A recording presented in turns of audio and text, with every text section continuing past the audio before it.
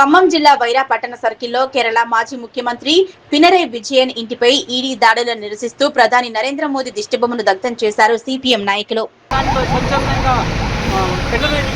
ఇంట్లో ఉండిగా కూడా వాళ్ళంతా సాక్షి జరిగింది. ఎటువంటి ఆధారం దొరకలేదు.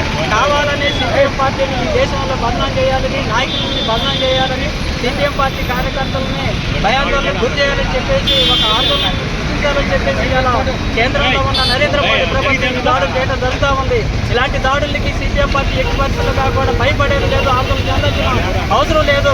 ఈ దాడులు ఎంత జరిగినా కానీ కార్యకర్తలు కానీ పార్టీ కానీ బాగా వాళ్ళ మీద దాడులు తట్టుకోవడానికి కానీ ఏ దాడులు జరిగినా కానీ ఎదుర్కోవడానికి సిద్ధంగా ఉందని చెప్పేసి సిపిఎం పార్టీ సిద్ధంగా ఉందని చెప్పి చేయడం జరుగుతూ ఉంది. ఈరోజు కేరళ మాజీ ముఖ్యమంత్రి పినరై విజయన్ మీద జరిగిన దాడికి నిరసనగా తెలంగాణ రాష్ట్ర వ్యాప్తంగా నిరసన కార్యక్రమం చేపట్టడం జరిగింది. దాంట్లో భాగంగానే ఈ రోజున Wyra CPM party town committee ఆధ్వర్యంలో ఈ నిరసన కార్యక్రమంలో కేంద్ర ప్రభుత్వం దిష్టిబొమ్మను దగ్ధం చేయడం జరిగింది.